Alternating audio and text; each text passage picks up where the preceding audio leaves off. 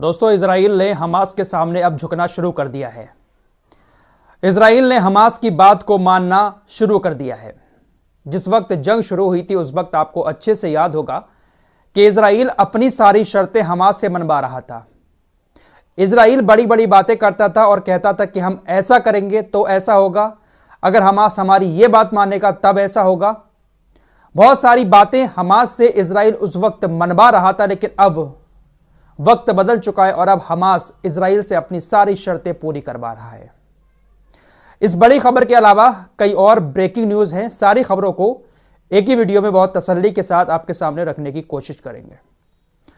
सुबह की वीडियो में आपको मैंने जानकारी दी थी कि कतर ने इजराइल और हमास के बीच में पड़ के एक डील करवाई है। दरअसल इजराइल के जो बंधक हमास के कब्जे में हैं, इजराइल उन लोगों तक दवाइयां पहुंचाना चाहता है, क्योंकि उन लोगों की हालत खराब हो रही है। काफी दिन से वो लोग हमास के कब्जे में हैं, बाहर की दुनिया उन्होंने नहीं देखी है, लिहाजा उनकी तबीयत खराब हो रही है। इजराइल उन तक दवाइयां पहुंचाना चाहता है, क्योंकि इजराइल के अंदर नेतन्याहू के ऊपर बहुत बड़ा प्रेशर पड़ रहा है कि हमारे बंधक जो हैं वो सही सलामत घर वापस आने चाहिए। इसलिए इजराइल उन लोगों तक दवा पहुंचाना चाहता था। इस मामले पर इजराइल ने कतर को बीच में डाला। कतर ने हमास से बात की और उसके बाद इजराइल के अधिकारियों से बात की।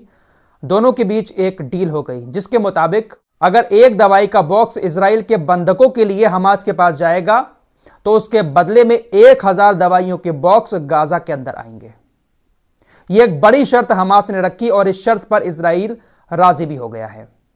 इजराइल को अपने बंधकों तक दवाई पहुंचानी है और उस एक बॉक्स के बदले में 1000 बॉक्स दवाई के गाजा के लिए भेजे जाएंगे। यह डील पक्की हो चुकी है और बहुत सारी दवाइयां लेकर मिस्र के अंदर एक विमान पहुंच भी चुका है। यहां से ट्रकों में लादकर दवाई को गाजा में भेजा जाएगा। इसके अलावा हमास ने इजराइल के सामने एक और शर्त रखी और इस शर्त को भी इजराइल ने मान लिया। हमास ने कहा कि मिस्र से गाजा तक दवाइयां लेकर जो ट्रक आएंगे उन ट्रकों की जांच इजराइल की सेना बॉर्डर पर नहीं करेगी। दोस्तों, जो भी मदद करने वाला ट्रक गाजा के अंदर आता है, दवाइयां लेकर आए या खाना लेकर आए, उसकी जांच इजरायली सेना करती है। लेकिन हमास ने शर्त रखी कि ट्रकों की जांच इजरायली सेना नहीं करेगी।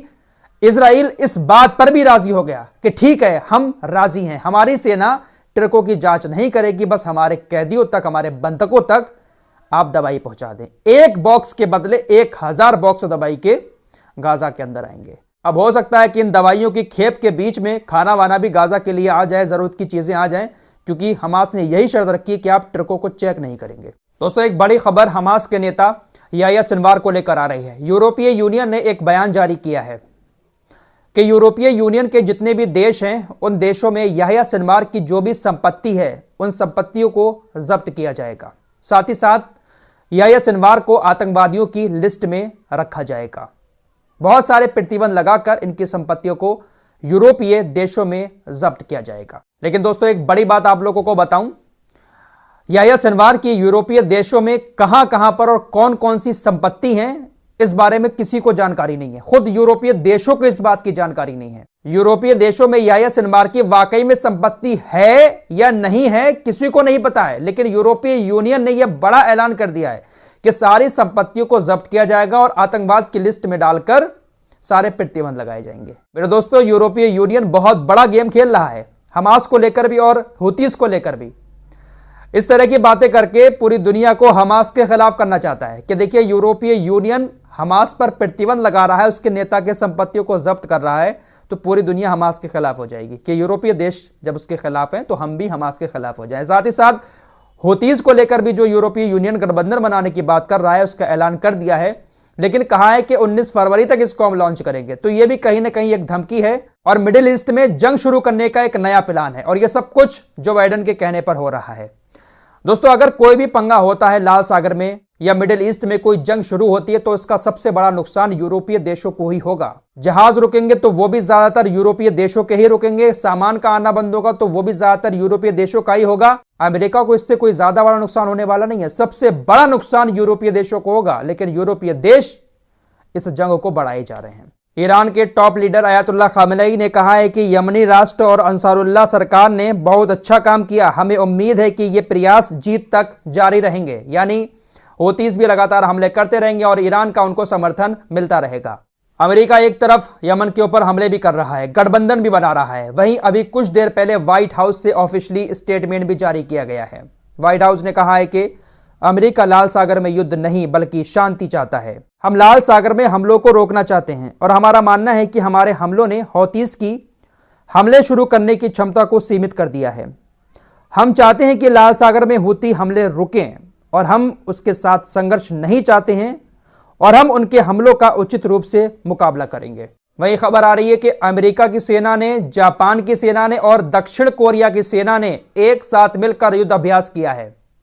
जिस तरह लास्ट वीडियो में आपको बताया था कि ईरान और पाकिस्तान की सेना ने मिलकर एक साथ सैन्य अभ्यास किया, इसी तरह इन तीनों देशों ने उत्तर कोरिया के खिलाफ लड़ने के लिए सैन्य अभ्यास किया है।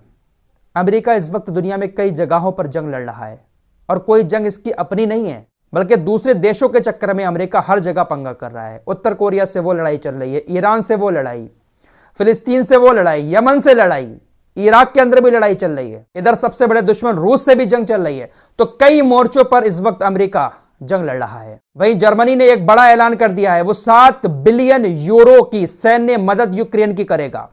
7 बिलियन यूरो बहुत बड़ी रकम होती है।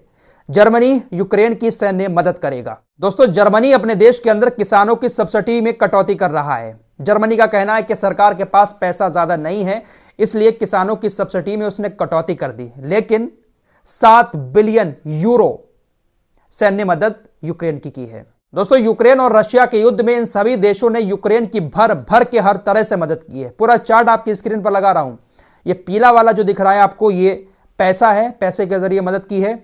और ये जो बीच में नीला वाला दिख रहा है, स्काई ब्लू, इसका मतलब है कि ह्यूमैनिटेरियन एड भेजी है, जो जरूरत का सामान है वो भेजा है। और ये जो हरा वाला दिख रहा है, ये मिलिट्री मदद है। किन किन देशों ने कितनी कितनी मदद की है, पूरा ग्राफ आपकी स्क्रीन पर लगा हुआ है। सबसे ज्यादा यूरोपीय यूनियन ने यूक्रेन को मदद की है। पूरा लंबा सा ग्राफ आप लोगों को दिख रहा होगा। पैसे से, सामान से, मिलिट्री से, सभी से इन सभी देशों ने यूक्रेन की मदद की है। वहीं दूसरी तरफ एक हमारे 57 इस्लामिक देश हैं जो पूरी तरह से सोए हुए हैं गाजा को लेकर। अरे जिस तरह से यूरोपीय यूनियन यूक्रेन की मदद कर रहा है, कम से कम उस तरह से गाजा की मदद कर दो, आकर खाना पानी भेज दो, पैसा भेज दो। लेकिन सब लोग क्या कर रहे हैं, आप सब अच्छे से देख रहे हैं। वहीं सऊदी अरब के विदेश मंत्री ने दावोस के अंदर वर्ल्ड इकोनॉमिक फोरम में एक बात कही कि हम इजराइल के साथ रिश्ते अच्छे करने के लिए तैयार हैं, लेकिन यह तभी हो सकता है जब इजराइल फिलिस्तीनियों के लिए शांत हो जाए, साथ ही साथ फिलिस्तीन को एक अलग राज्य का दर्जा दे दे, तभी हम इजराइल के साथ अपने रिश्ते बना सकते हैं। वहीं रूस ने ईरान के साथ एक बड़े हथियार समझौते पर हस्ताक्षर कर दिए हैं। एक बड़ी डील हुई है रूस और ईरान के बीच, जिस डील के चलते हुए ईरान रूस को बहुत बड़े बड़े हथियार देने वाला है। बाकायदा ये डील साइन हो चुकी है। अब इस डील के बाद यूरोपीय देशों को और ज्यादा मिर्ची लगने वाली है। ब्रिटेन ने उत्तर कोरिया को पहले ही धमकी दे दी है कि अगर आपने रूस को हथियार देना बंद नहीं करे तो आपको इसकी कीमत चुकानी पड़ेगी। मतलब ये लोग मदद करें तो ठीक है, दूसरा अगर किसी की मदद कर रहा है अपने दोस्त की तो वो गलत है।